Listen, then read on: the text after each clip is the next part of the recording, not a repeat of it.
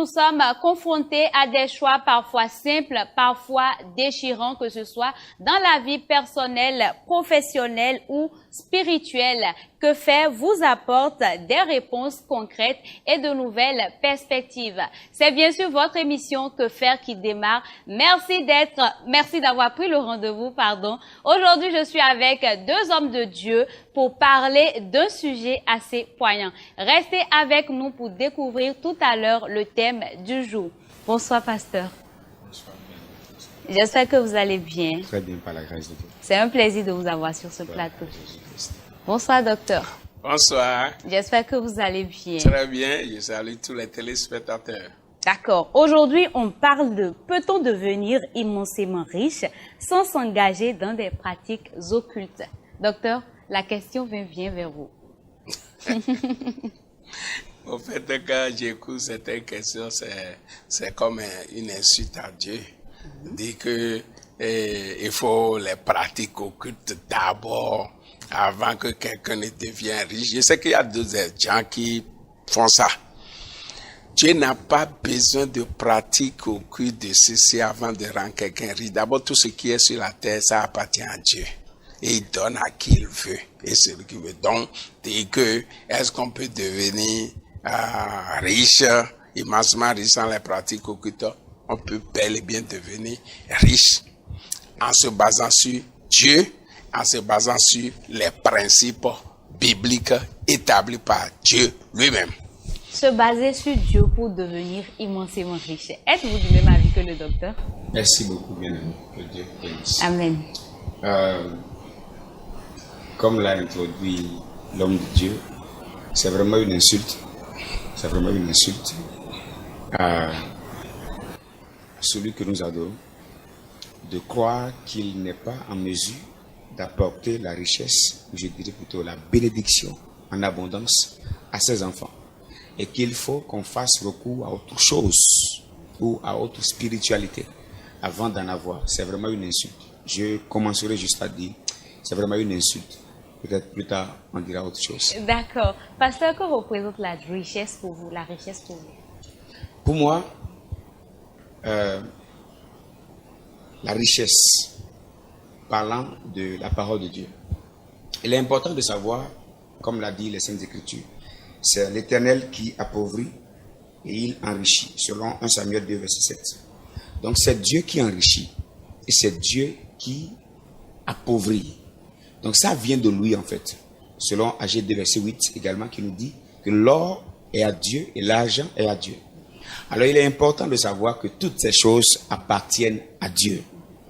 Et c'est Dieu qui donne. C'est Dieu qui donne. C'est vrai, il y a beaucoup de principes pour avoir toutes ces bénédictions qui viennent de Dieu. Mais il faut d'abord savoir que ça appartient à Dieu. C'est très important qu'on notifie ça. Satan n'a pas de l'argent. Satan n'a pas de richesse. Aucune richesse n'appartient à Satan.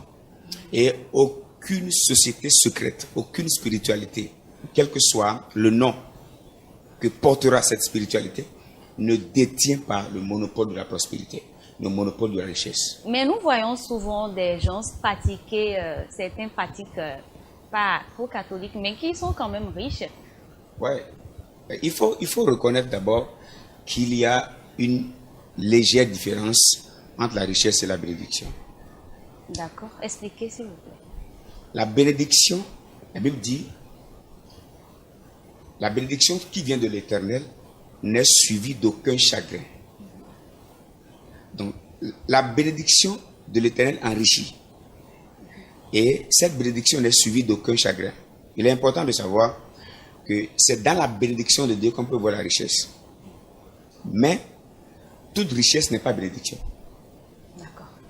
Avoir les biens matériels ne veut pas dire que vous êtes béni. Parce que ce que vous avez, qui vous empêche de bien dormir, ce que vous avez, et qu'il faut sacrifier des choses, ça, ce n'est pas la bénédiction. Ça peut être la richesse, ça a beaucoup de conséquences. Mais lorsque ça vient de Dieu, Dieu ne te dira jamais autre chose qui va te retirer ta paix, qui aura des répercussions sur ta vie après la mort, ou qui aura des impacts sur ta sur ta descendance, ça ne vient pas de Dieu. Donc, la bénédiction, c'est ce qui vient de Dieu. Et ça vient enrichir. Et c'est important de savoir que quand ça vient de Dieu, ce n'est pas suivi de chagrin. Alors, il faut savoir que si ça ne vient pas de Dieu, ça vient toujours avec des conséquences. Alors, qu'est-ce qu'il faut faire? Il faut faire recours à celui qui bénit, dont les bénédictions produisent la richesse qui n'apporte à l'homme aucun chagrin. D'accord. Docteur, est-ce que l'essentiel, ce n'est pas d'avoir le matériel, l'argent pour subvenir à ses besoins, avoir du pouvoir et autres? Non, non. La Bible a dit que servirait-il à un homme de gagner le monde entier s'il perdait son âme? Puisque la richesse c'est bon, on va en jouir ici, on va utiliser ça là pour développer le royaume, mais la chose importante pour un individu, c'est de s'assurer que un jour quand il va quitter ici, je vais rentrer dans la gloire de Dieu, le ciel. Mais si je fais des pratiques occultes et que je fais l'œuvre de Dieu avec, est-ce que je n'ai pas de bénédiction en retour? Mais non, attends.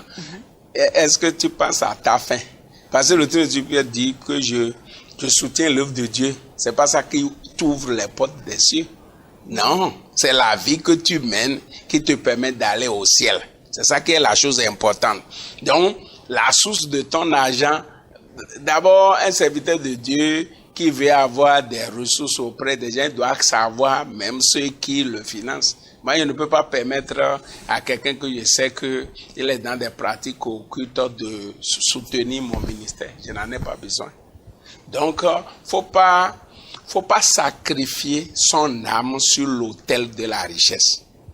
Faut pas sacrifier son âme sur l'autel de la richesse, non.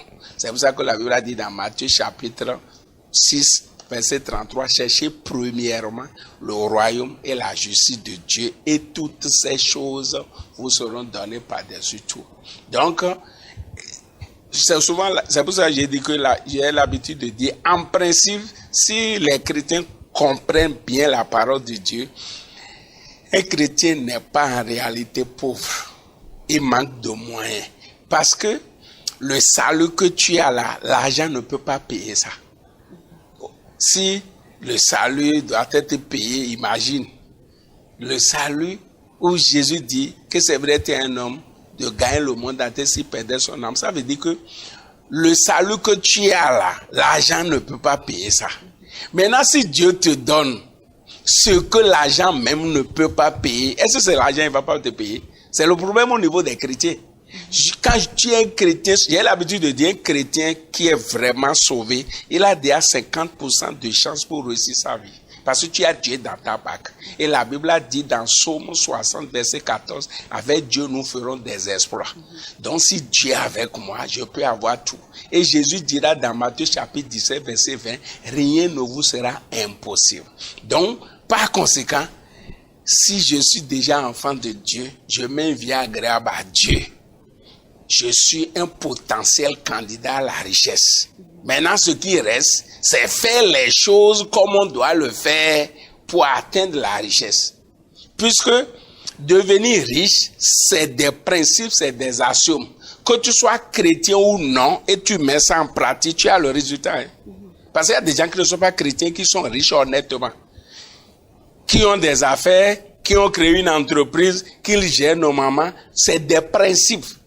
Même si tu es enfant de Dieu, né de nouveau, tu mets une vie de sainteté, une vie de justice, tu ne mets pas en pratique les principes que Dieu a établis pour que tu deviennes riche. Tu ne seras pas riche, malgré que tu es chrétien, malgré que tu mets une vie agréable à Dieu, malgré tes prières, malgré tes jeûnes, malgré tes veillées. Tu seras chrétien, agréable à Dieu, mais tu seras pauvre. Puisque quand tu vas dans Josué chapitre 1, verset 8, que ce livre de la loi ne s'éloigne point de ta bouche. Médite-le jour et nuit, pour agir fidèlement selon ce qui est écrit. C'est alors que tu auras de succès dans tes entreprises, c'est alors que tu réussiras. Tu vois les principes. Donc, même si tu mets une vie agréable à Dieu, tu mets la parole de Dieu en pratique, tu ne crées pas des entreprises. Tu ne sais pas gérer, tu ne peux pas devenir riche. Tu comprends, non? Oui. Quand tu vas dans les choses là, dans Genèse chapitre 26, verset 12 par là, on a dit Isaac sema et il récolte au centuple. et Dieu le bénit et il devient fort riche. Il met une vie agréable à Dieu, mais il fait ce qu'il doit faire. C'est de ça qu'il s'agit. Il y a des chrétiens, ils croient simplement aux promesses. Ils prient, ils jeûnent, mais ils sont paresseux. Un paresseux ne peut pas devenir riche. C'est de ça qu'il s'agit. Un fonctionnaire qui est simplement fonctionnaire, il ne peut pas devenir riche. Il n'y a pas de fonctionnaire riche. Un fonctionnaire riche, sa place est à la prison. Parce qu'on connaît ton salaire. On peut calculer. Donc c'est pour ça que Dieu a dit, il faut, à moins que le fonctionnaire, il apprend certains principes, le salaire que je gagne, j'ai pas une partie pour investir. C'est ça qui conduit à la richesse, puisqu'on peut gagner de l'argent de 4 manières. En étant un employé, en étant un travailleur indépendant, en étant un entrepreneur, en étant un investisseur. C'est de ça qu'il s'agit. Maintenant, à toi de faire l'option. Il y a beaucoup de chrétiens même qui croient que Dieu ne peut pas rendre quelqu'un riche. Alors que vous dites que Dieu peut tout. Tu dis que Dieu peut tout. Et maintenant, tu ne crois pas que Dieu peut te rendre riche. C'est là le problème. Si tu ne crois pas que Dieu peut te rendre riche, tu ne peux pas devenir riche. Donc il faut croire d'abord que Dieu peut me rendre riche. Et maintenant, je fais les choses selon les principes et je vais devenir riche. D'accord. C'est de ça qu'il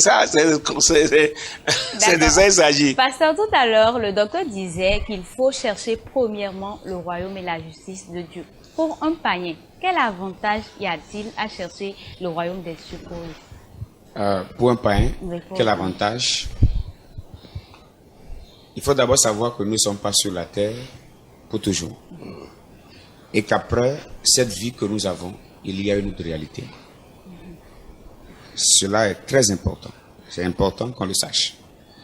Donc c'est la vie après la mort que nous garantissons en acceptant Christ dans notre vie. Donc c'est cette garantie que nous poursuivons d'abord en donnant notre vie à Jésus. Donc ça ne suffit pas d'être multimilliardaire sur la terre et tu as une vie courte, une vie partielle. Et après cette vie, que tu vives une éternité en enfer. Ça ne te sert à rien. Ça ne te sert pratiquement à rien. Voilà pourquoi c'est très important pour toute personne consciente de savoir qu'après cette vie-là, il y a une autre vie. Donc pour la vie que nous ne maîtrisons pas, pour la vie d'ailleurs qui est la plus importante, d'accord? Il faut donner sa vie à Jésus. Il faut donner sa vie à Jésus. Il faut vraiment donner sa vie à Jésus pour avoir une garantie d'une bonne vie, d'une bonne suite après la mort. Voilà pourquoi il ne faut pas poursuivre les richesses de la terre jusqu'à engager tout derrière soi juste pour les avoir et penser qu'après la mort il ne reste plus rien. Non, non, non. Après la mort, il y a, la Bible nous dit qu'il est réservé aux hommes de mourir une seule fois. Et après quoi vient le jugement. Et le jugement dont on parle, ce n'est pas d'abord dans ce monde, c'est dans l'éternité. Et ça revient à Dieu. Donc Dieu nous jugera de l'autre côté, dans l'au-delà, en fonction de la vie que nous avons menée sur la terre. D'où l'importance pour tout homme de savoir qu'après cette vie, il y a une autre vie. Donc pour garantir l'autre vie, il est important de faire le meilleur choix aujourd'hui en acceptant Jésus. Donc pour répondre simplement à votre question. D'accord. Mais si en pleine conscience, j'adhère à une pratique occulte et que je fais tout pour la gloire de Dieu, je fais des actions, pour l'œuvre de Dieu, pour la gloire de Dieu et tout, est-ce que Dieu ne bénit pas ça et est-ce que j'aurai encore une durée courte de vie? Après la mort, sur cette terre? Oui, sur cette terre. La longévité sur la terre ne garantit pas l'éternité. Tu peux vivre longtemps. Tu peux avoir l'argent pour te soigner, changer même les organes de ton corps. Tu peux. Tout ce qu'on fait ici, ça ne garantit pas l'éternité. Tu peux vivre longtemps. Mais je fais des œuvres pour Dieu. Aucune je construis des églises, je participe à la vie. Il faut savoir que Dieu n'a pas besoin d'aide. Ok. C'est important de le savoir. Dieu n'a pas besoin d'aide. Donc, Dieu a tellement besoin d'aide que toi, tu veux l'aider. Et pour l'aider, tu allais te sacrifier. Tu allais sacrifier tes enfants. Tu allais sacrifier ta femme. Maintenant, pour avoir les ressources pour aider Dieu. C'est de l'insulte. Je reviens toujours à ce langage. C'est de l'insulte. D'accord. Donc, tu peux participer aux œuvres de Dieu. tu peux aider même les églises. Tu peux construire les mosquées. Tu peux aider les orphelins. Tu peux faire tout ça. Si tu n'as pas reçu Jésus, après ta mort, c'est l'enfer. Et c'est important qu'on l'explique.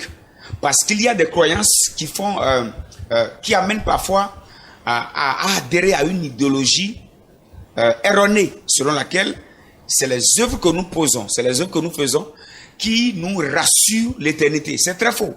C'est très faux. Tu ne peux pas être en conflit avec Dieu sur la terre et c'est après ta mort maintenant qu'on va vous réconcilier. Ou c'est après ta mort qu'une messe sera faite, que des prières soient faites et que là-bas maintenant qu'un homme sur la terre qui ne maîtrise même pas l'éternité soit en mesure de te réconcilier avec un être si supérieur. Arrêtons d'insulter Dieu. Après la mort, il ne te reste plus rien. Tout ce qui te garantit l'éternité, c'est la qualité de vie que tu as menée sur la terre. Mais il faut savoir que je ne peux pas être en conflit avec Dieu sur la terre et c'est après ma mort maintenant que j'ai une garantie d'être réconcilié. La réconciliation avec Dieu se fait sur la terre.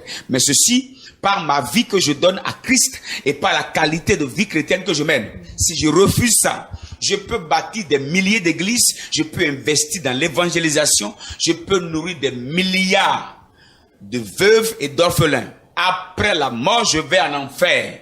D'accord. Parce que nos œuvres sur la terre ne nous garantissent pas notre relation avec Dieu. En fait, Dieu n'est pas corruptible. On ne corrompt pas Dieu avec le matériel. On ne corrompt pas Dieu avec nos actions. Ce qui séduit le cœur de Dieu est que tu acceptes Jésus-Christ comme Seigneur et Sauveur. Et que tu vives la vie selon Dieu. Parce qu'il se peut aussi que tu acceptes Jésus et que tu vives une mauvaise vie.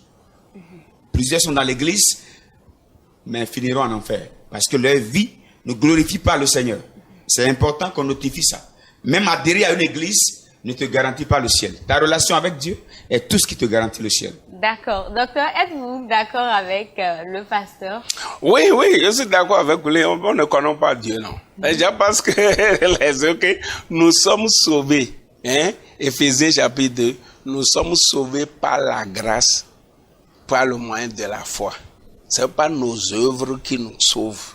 Les œuvres, c'est la conséquence du fait que tu es devenu chrétien. Je suis né de nouveau. Je suis devenu enfant de Dieu. Là, je sais que Dieu m'a sauvé. D'abord, il m'a créé et il m'a encore sauvé. Donc, et moi-même, et tout ce que j'ai appartient maintenant à Dieu. D'accord. La richesse est donc un don de Dieu? Oui, la richesse est une grâce que Dieu accorde à ses enfants. La richesse, c'est la mise en pratique des principes. Puisque devenir riche là, c'est un principe, c'est scientifique. Quiconque suit comment ça se passe, il va devenir riche. Vous comprenez? Il y a des principes dans la Bible qui nous permettent de devenir riches. Nous avons notre père Abraham. Il est riche, ou bien il faisait quoi? Le champ, il élevait de moutons, de ceci, de ceci. Il avait des serviteurs. Il avait même une armée. Tu te rappelles? Quand il a mobilisé au milieu de ses serviteurs 300 personnes pour aller à la guerre. Vous comprenez cela? Donc, quand nous mettons en pratique les principes bibliques que Dieu nous a donnés, on peut devenir riche. D'accord? Mais d'abord, c'est une affaire de volonté et de changement de mentalité, parce que beaucoup de chrétiens pensent que être riche, c'est aller en enfer. Parce qu'on a donné la parabole du riche et du pauvre Lazare. Le riche est allé en enfer, Lazare est allé au ciel. Le riche n'est pas allé en enfer parce qu'il est riche. Puisque quand tu vas dans le livre de 1 Timothée chapitre 6, il y avait des riches dans l'église. 1 Timothée chapitre 6, faut pas oublier qu'il y avait bel et bien des riches dans l'église. Et l'apôtre Paul écrivait à Timothée par rapport aux riches. Oui. Et qu'est-ce qu'il dit dans 1 Timothée chapitre 6?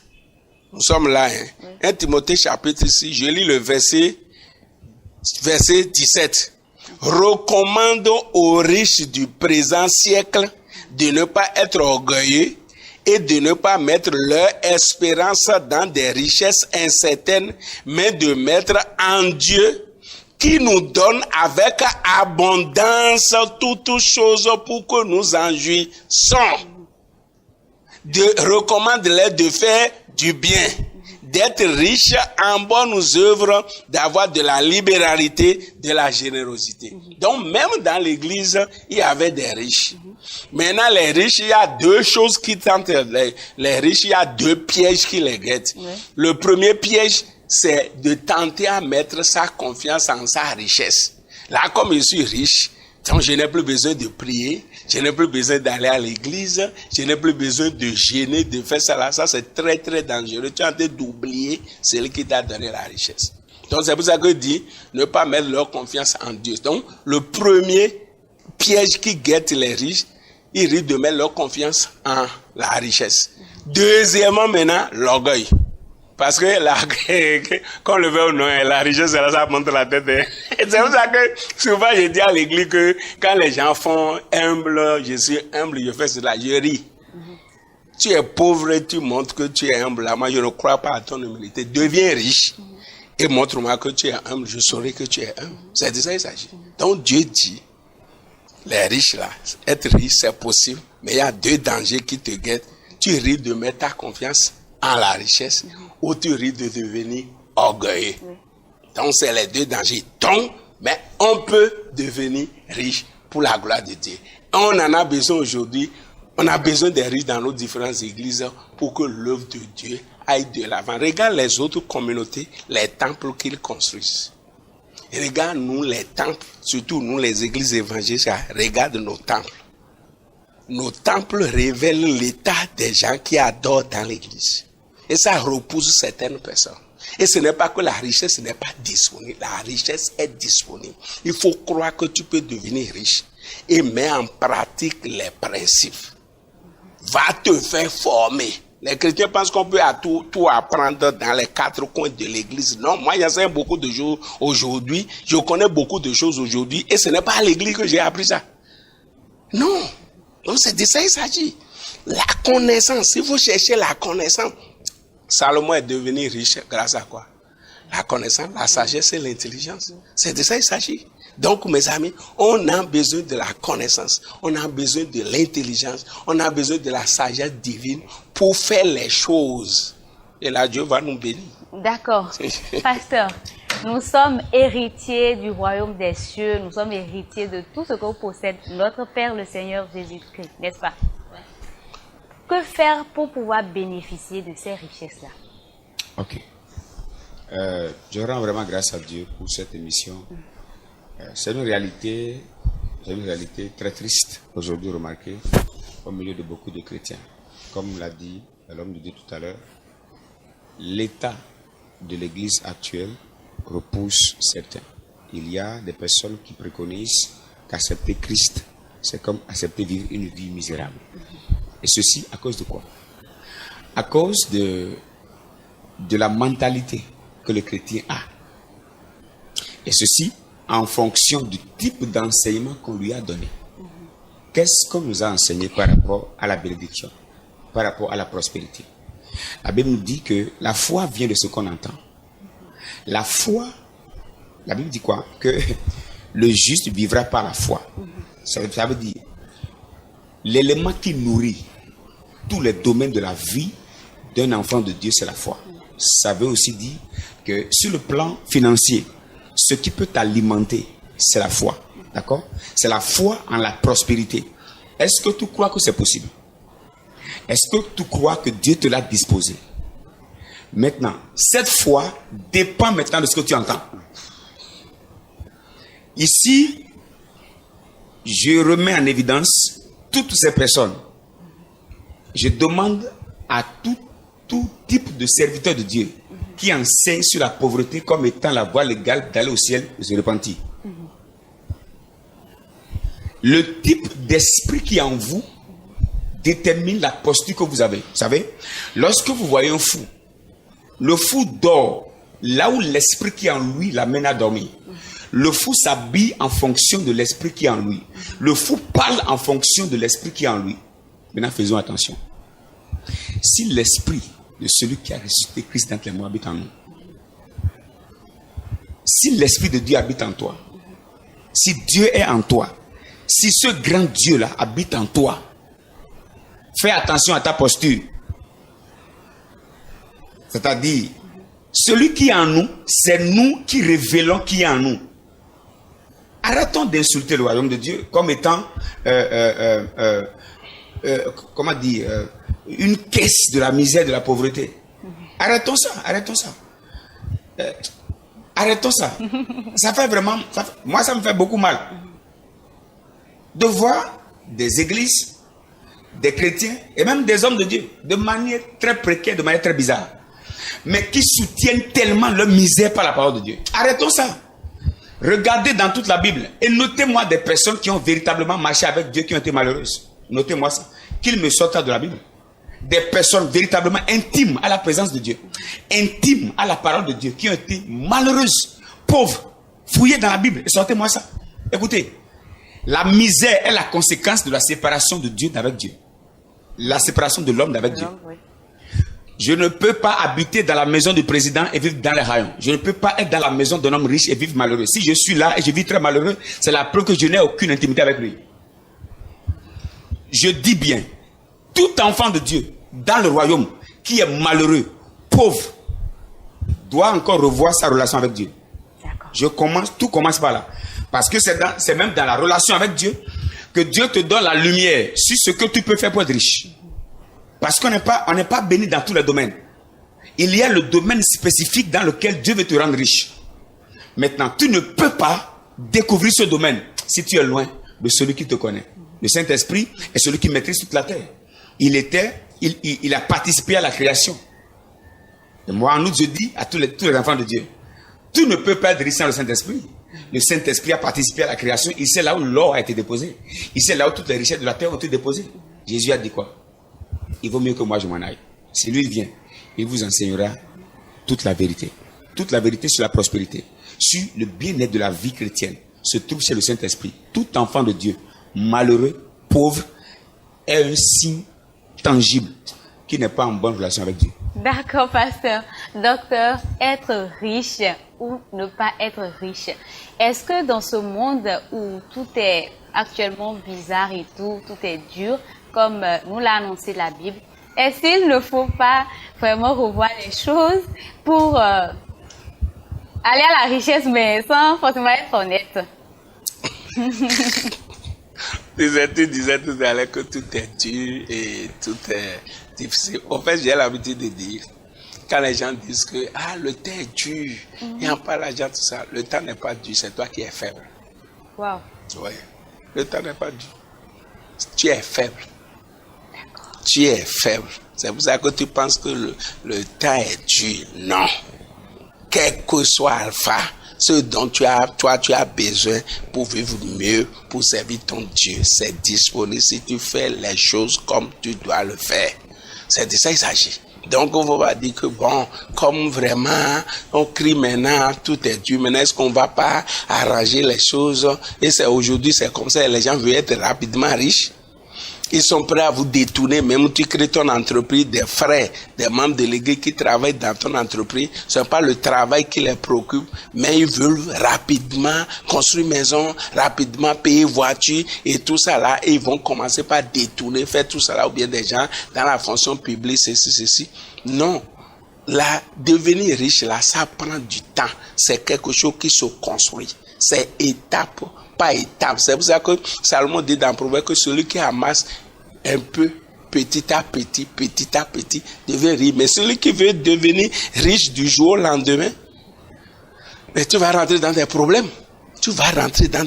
Donc, réussir sa vie, devenir riche, ça prend du temps. Et il faut la patience. Maintenant, il y a certaines personnes, il y a un autre aspect qui fait que beaucoup souffrent. C'est ne pas connaître notre mission de vie. On vit, mais on ne sait pas pourquoi on vit. On vit, on ne connaît pas ses talents, ses dons. Dieu, en créant chacun, a mis des dons, des talents en nous. Dieu t'a envoyé toi sur cette terre pour régler un problème. Il m'a envoyé sur cette terre pour régler un problème. Il a envoyé sur cette terre pour régler un problème. Dieu ne va plus envoyer une autre personne comme toi sur la terre. Avant toi, il n'y a eu personne qui soit aisé comme toi. Et avant toi, il n'y en aura pas. Mais le problème, c'est quoi? Les chrétiens, ce que je dis aux chrétiens, prends tout son temps à prier, à lier les démons, à invoquer le feu sur les sorciers, les agents du diable. C'est bon, hein? Mais moi, je vois que la prière la plus importante, c'est de demander à Dieu, pourquoi tu m'as amené sur cette terre? Quand tu connais ça, tu rentres dans le plan de vie pour toi. Les ressources la suivent. Regarde les grands serviteurs de Dieu qui servent Dieu. Tout ce que tu fais, si tu le fais fidèlement, tu vas réussir dedans. C'est pas un seul chemin. Regarde les serviteurs de Dieu qui servent Dieu honnêtement. Ils ne manquent de rien.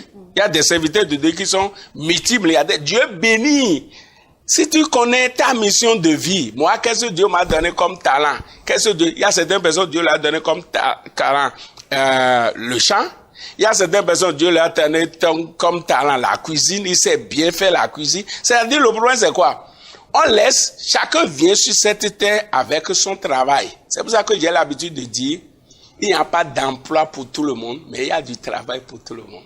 Chacun vient sur cette... Moi, je vais attendre maintenant que quelqu'un m'emploie. Non, je sais pourquoi je suis sur la terre. Et au contraire, c'est les gens qui m'appellent moi. pour bénéficier du don que Dieu m'a donné et il me paye.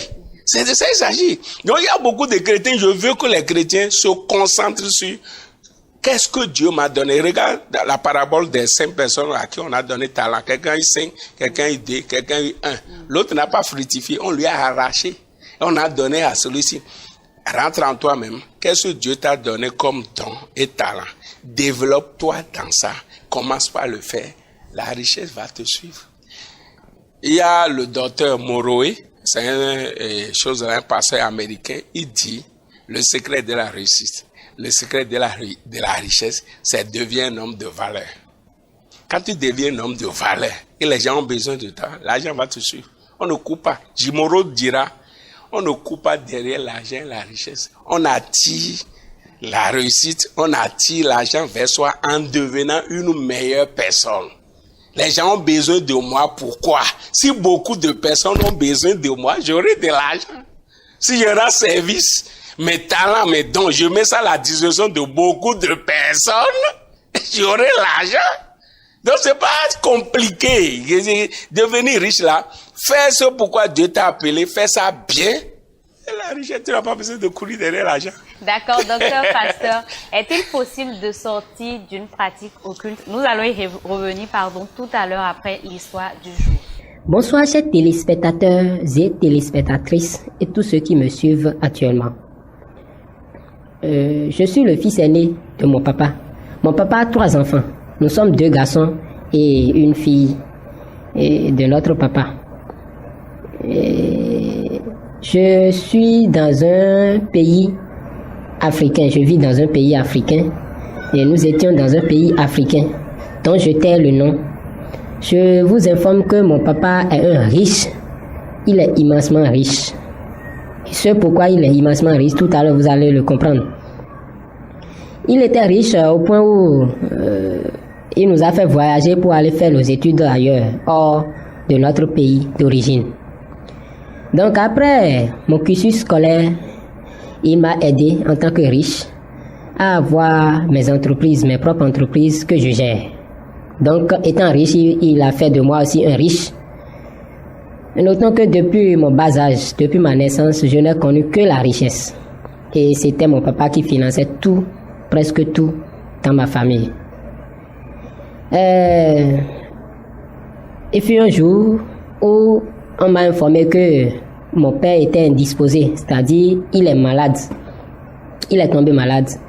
Et je suis allé le voir pour savoir de quoi il s'agissait. Arrivé là-bas, la maladie ne se guérissait pas. Après plusieurs traitements et tout, il ne se sentait pas toujours bien. Mais à un moment donné, il s'est retrouvé un peu et nous sommes retournés à la maison. Donc, c'est-à-dire j'ai quitté le pays dans lequel je faisais mes affaires, j'ai quitté ce pays-là pour le rejoindre dans notre pays d'origine où on était, afin de l'assister pour les soins. Ceci étant, j'avais laissé mes entreprises en train de fonctionner parce que j'ai des collaborateurs qui travaillaient avec moi là-bas.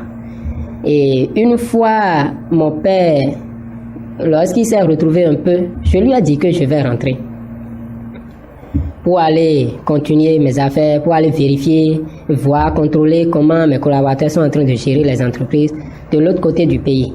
Quand mon papa me disait que non, d'attendre, que je ne peux pas partir comme ça. Sur ce, il y a mon petit frère, lui, il est parti, il est rentré chez lui. Ma petite soeur aussi nous a quittés et il ne restait que moi et papa. Dans la nuit profonde, papa est venu toquer à ma porte. J'ai ouvert la porte, j'ai vu papa. Papa m'a dit qu'il a un secret à me confier, de lui permettre de me confier ce secret-là, de le suivre. C'est mon papa, je l'ai suivi, on est allé, il m'a fait rentrer dans son bureau et il ferma la porte derrière moi. Ça m'a étonné, j'ai dit papa, nous ne sommes que deux ici, vous n'avez pas besoin de fermer la porte. Il a dit de ne pas m'en faire. Donc bon, c'est mon papa, moi je n'ai pas peur. À ma grande surprise, il va vers son armoire et il sort des livres qu'il me présenta.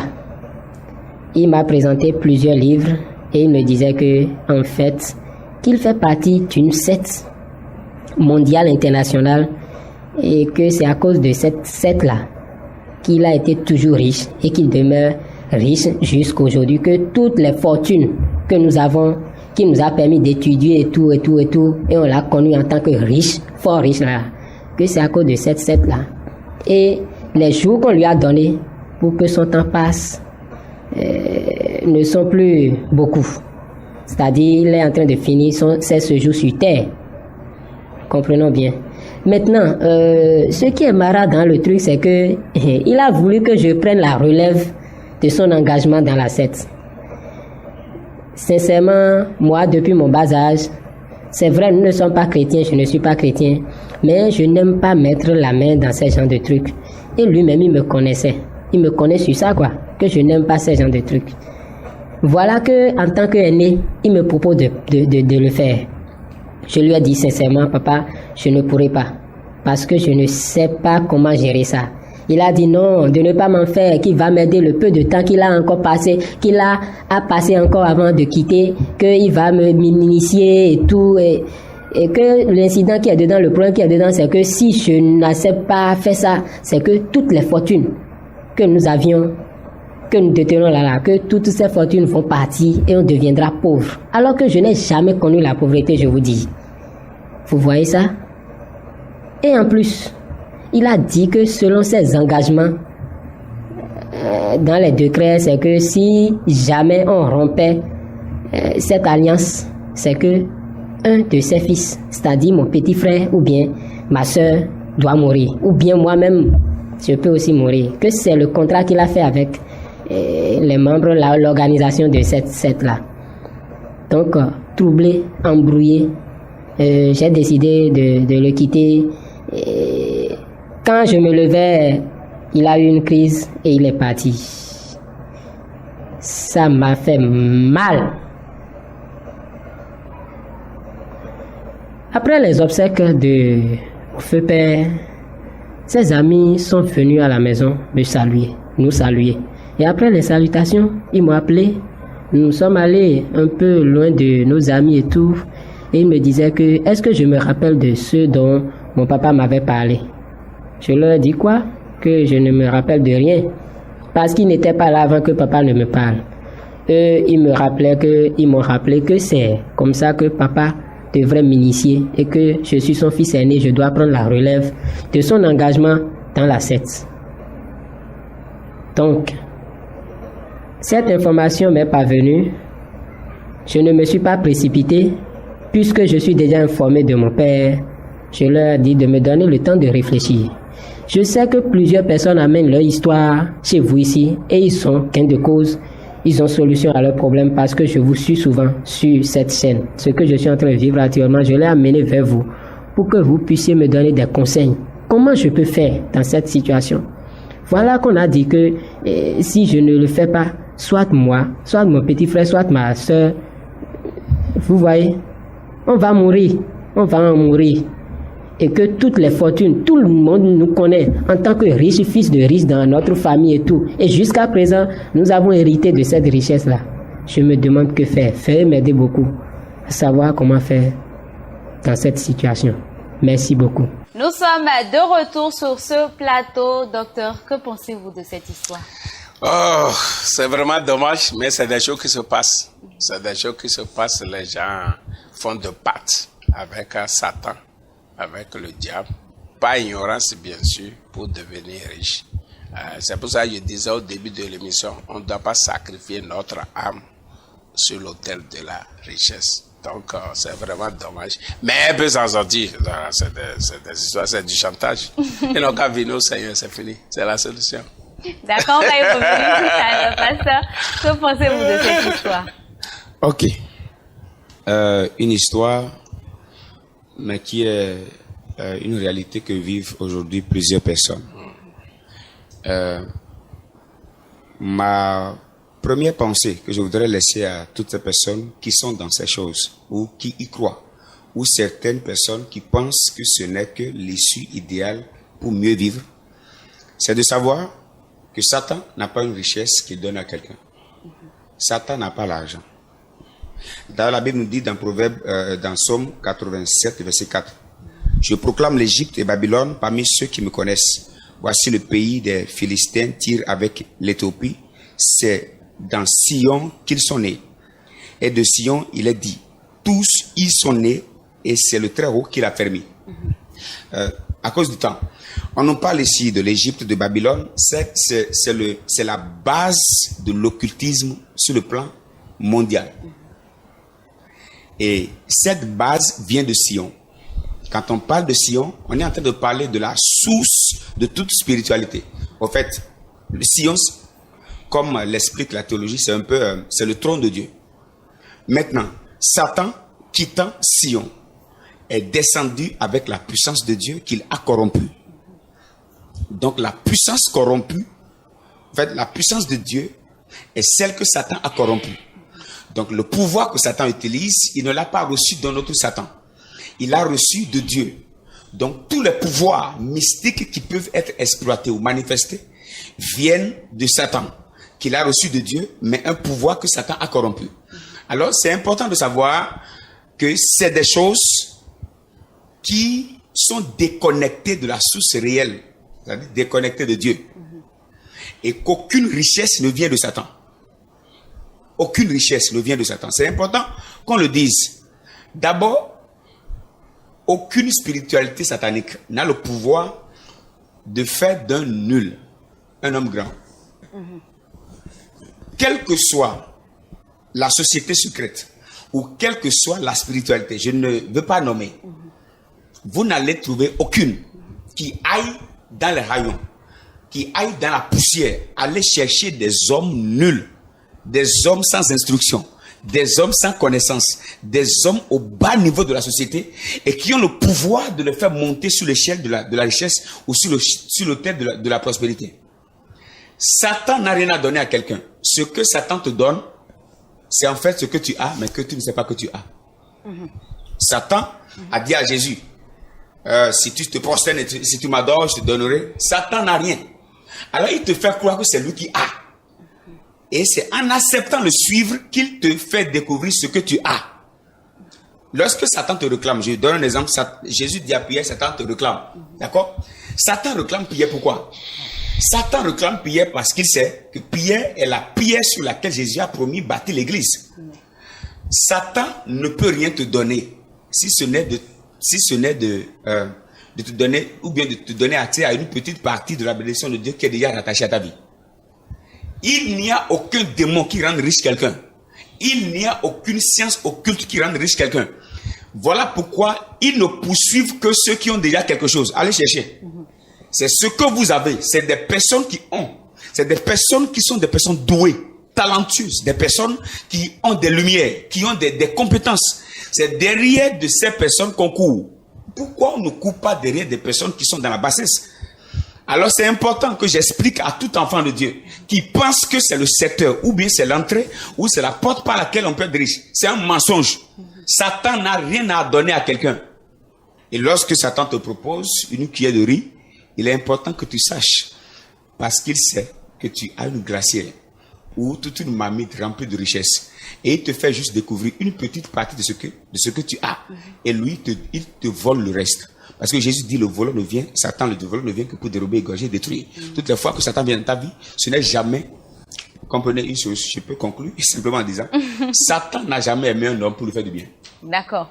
Et peut-on sortir d'une pratique occulte? C'est très simple. Accepter Jésus-Christ. Jésus est la lumière. Et vous savez, est-ce qu'on peut sortir de l'obscurité? Oui. Il suffit juste d'appuyer sur l'interrupteur. Oui. L'interrupteur qui nous permet de sortir de l'obscurité, c'est Jésus-Christ de Nazareth. Accepter Jésus, c'est introduire la lumière. Et peu importe les années que les ténèbres ont fait dans une chambre, si vous appuyez sur l'interrupteur, la vitesse de la lumière est plus rapide et a la capacité de donner une accélération aux ténèbres de fuir. Parce que la lumière voyage à plus de 25 milliards de kilomètres en 24 heures et 300 000 kilomètres par seconde. C'est-à-dire quoi? Automatiquement, lorsque vous recevez Jésus, la lumière s'impose et les ténèbres sont dissipées. Il n'y a pas du temps à prendre pour que vous sortiez. Vous acceptez Jésus et vous entrez dans la lumière. Et le pouvoir des ténèbres sur votre vie est dépouillé. Maintenant, il est important de savoir que ça dépend aussi. Vous acceptez Jésus, mais ça dépend aussi de la suite, du travail qu'on fait avec vous. Parce qu'il faut savoir que même si vous venez en Christ, ça ne suffit pas.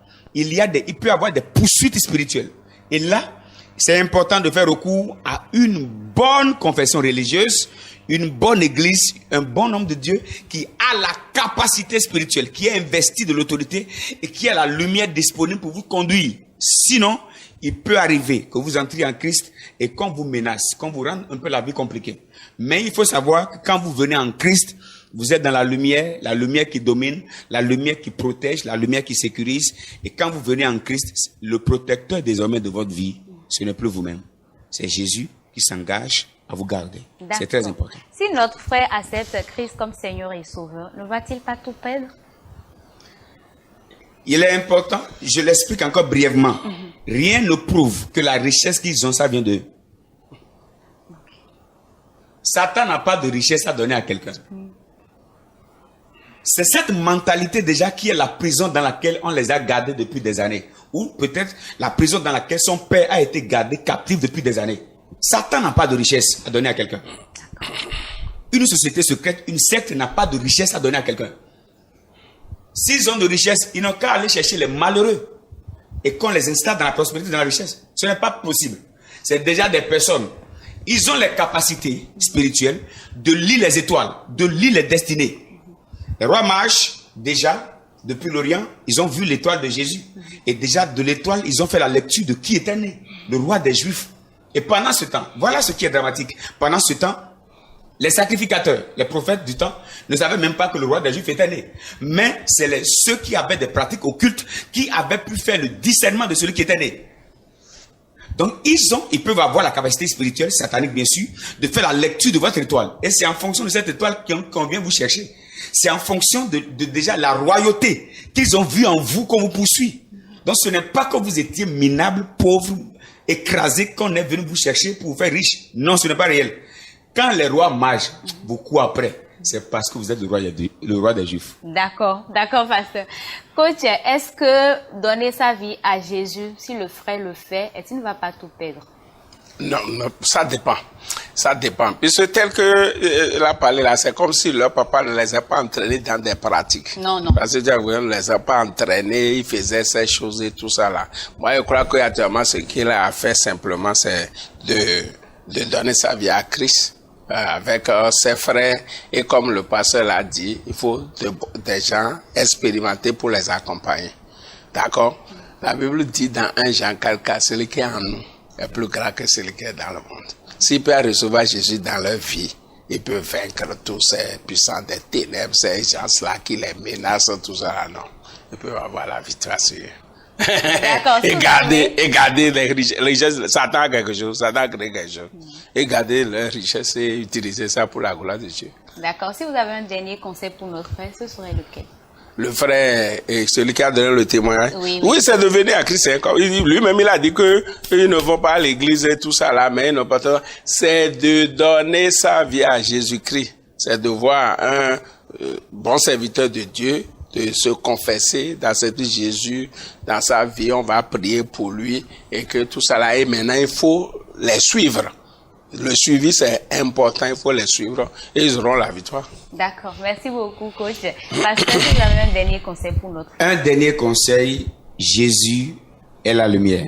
Jésus est la solution.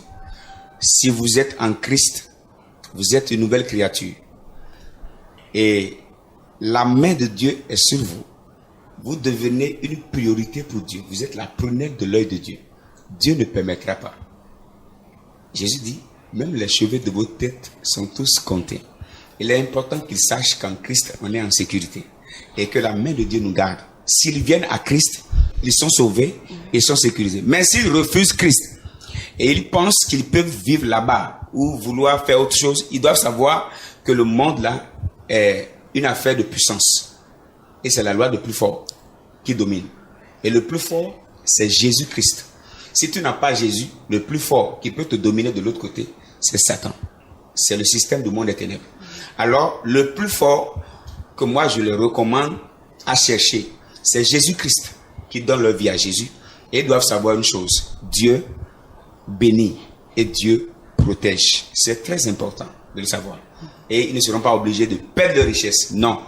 Que Dieu vraiment, qu'ils prient, qu'ils demandent à Dieu de les aider. S'ils ont besoin d'aide, ils peuvent demander le conseil auprès de la télévision qui est vraiment doté pour les aider à rencontrer des hommes de Dieu qui peuvent vraiment les aider, qui peuvent vraiment les instruire et leur donner des directives qui pourront les aider afin qu'ils ne sombrent pas. Mais il faut qu'ils sachent que Jésus-Christ est la solution. D'accord. Pasteur, présentez-vous à nos chers téléspectateurs. Ici, vous avez devant vous le pasteur Blaise Meizi. Pasteur, simplement, je préfère dire pasteur de l'église Clé des Cieux. Amoureux de Dieu, un assoiffé du Saint-Esprit. D'accord, merci beaucoup. Docteur, présentez-vous à nos chers téléspectateurs. Oui, si vous avez docteur Atanas Kadja, je suis d'abord pasteur, je suis coach, je suis consultant formateur en intelligence financière et entrepreneuriale, je suis chef d'entreprise, je suis promoteur agricole, je suis formateur, je suis aumônier international juge de paix des Nations Unies. Donc, que le Seigneur vous bénisse abondamment. Amen. C'est un plaisir de vous avoir eu sur ce plateau. Chers téléspectateurs, peut-on devenir immensément riche sans s'engager dans des pratiques occultes? La réponse, c'est oui, oui et oui avec Christ. Satan n'a pas de richesse à donner à qui que ce soit. Mon frère, sache qu'en Christ, tu es en sécurité car Dieu bénit et Dieu protège. Dépendre de Dieu, c'est s'enrichir. Il enrichit toute notre vie. Merci pour vos conseils, docteur Pasteur. On se donne rendez-vous très prochainement. Chers téléspectateurs, on se dit à bientôt pour un nouveau numéro, bien sûr, de Que faire.